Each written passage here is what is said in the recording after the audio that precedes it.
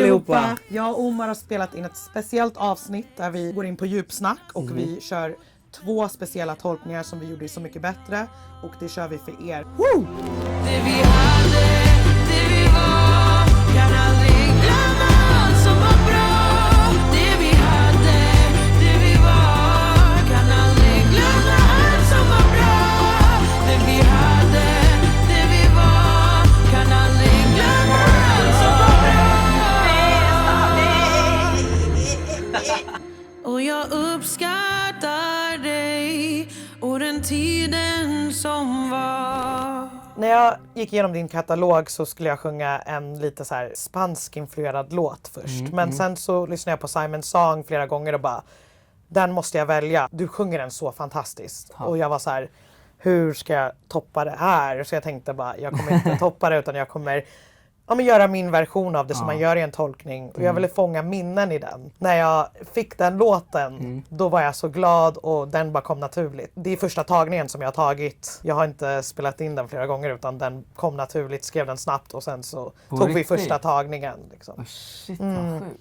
Hej, det är Mapei här. Klockan är 7 på morgonen. Jag vaknade först. Jag var först till sängs för jag ska göra en tolkning idag. Och jag ville vara väl förberedd för den. Det är en av mina favorittolkningar. Och det är Simon Song av Omar från Young Royal soundtrack. Hoppas han inte hörde. Han är i rummet bredvid tror jag. Men jag vill att rösten ska hålla. Jag vill få fram budskapet och liksom storyn i den låten. Simon Song.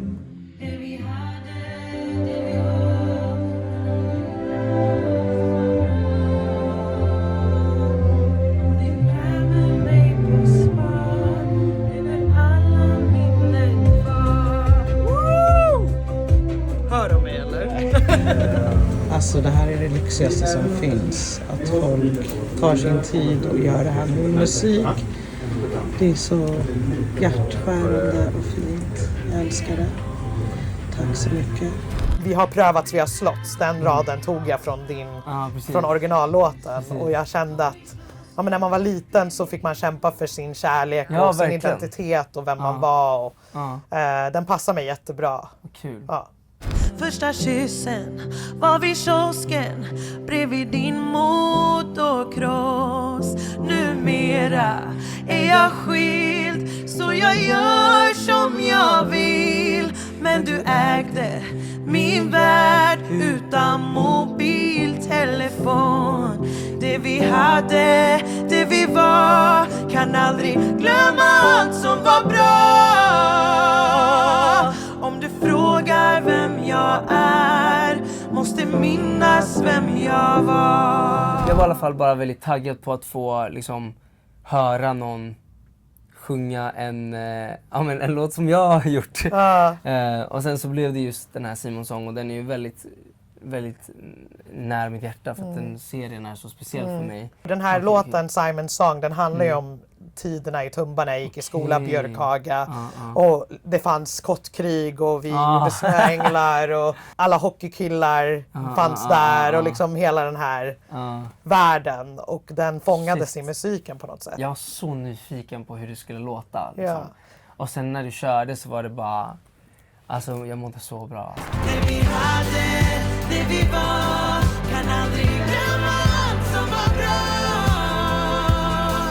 Om du frågar vem jag är, måste minnas vem jag var. Sen väldigt liten så har jag typ någonstans vetat att jag vill typ dansa och sjunga. Jag antar typ att det kommer från min familj i Venezuela för att där så var det så mycket dans, så mycket sång, så mycket liksom festligheter bland familj och du vet så här. Så det känns typ som att det kommer därifrån och samma sak med mamma, hon är precis likadan. Så jag har alltid känt typ att jag också vill showa. När jag gjorde musik så gjorde jag musik för den tomma etern, men sen så blev det på något sätt naturligt att jag skulle till USA. Så jag fick skivkontrakt där och liksom hade det rätt länge innan jag släppte min stora låt Don't Wait. Och den blev så stor över en natt. Jag fick liksom så här kanske flera tusen tweets. Folk som hypade upp på så här Hype Machine, bloggar som fanns då bara skrev om den och jag bara satt i mitt rum typ och bara okej, världen vet vem jag är. Don't wait till I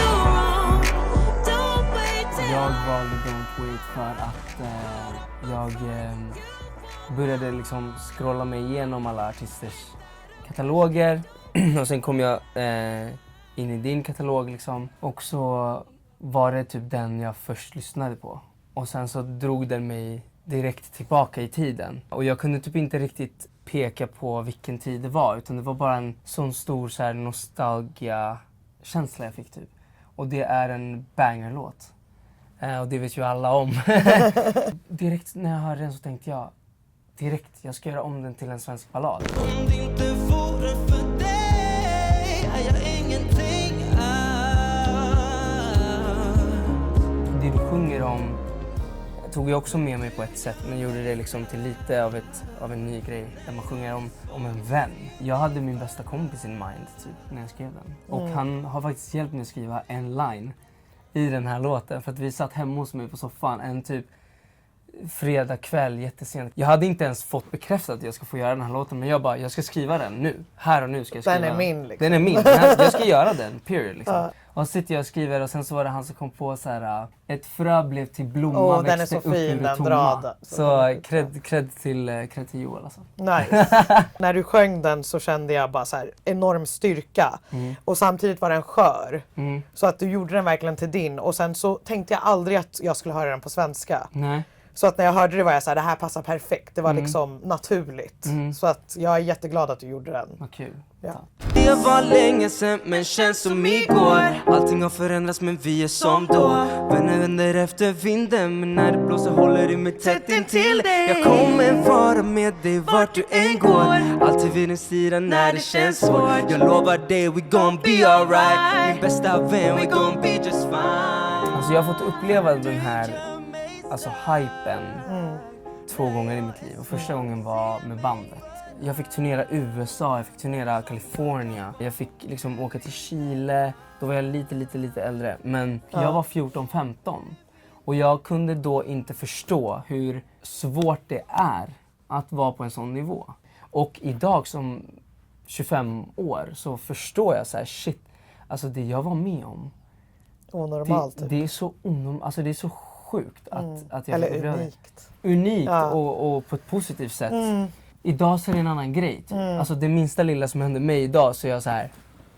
Alltså du vet, jag förstår saker och uppskattar det mer. För jag vet också att vissa saker kan också ta slut. Du vet. Alltså bandtiden tog slut. Och efter bandtiden så var det inte alls samma sak. Men sjukt att du har gjort typ någon sorts, alltså uppfunnit dig på nytt. Ja, verkligen. Man ska aldrig ta det man gör för givet. För man vet aldrig om ett par år. Och det är många som kämpar för att få sin musik hörd. Ja. Alltså när man går in i den här karusellen av kändisskap eller stressen. Eller succé. Ja, liksom. så ska man nog försöka vara grundad och vara med nära och kära. Ha en liksom, support system som verkligen bryr sig om en. Någon att prata med, för det kan bli väldigt ensamt. Även fast det är 100 000 personer som gillar en så kanske man känner sig ensammast i rummet. Så att jag skulle säga förvalta de vännerna man har och vara sann mot sig själv. Också ta tiden för sig själv och inte för världen. Liksom. Lev i nuet. Exakt. Lite. Gud vad klyschigt. Nej men det är sant. Det är verkligen sant.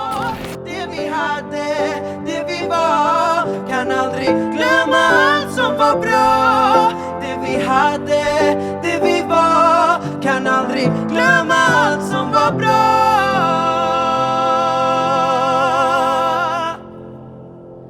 Och jag uppskattar dig och den tiden som var.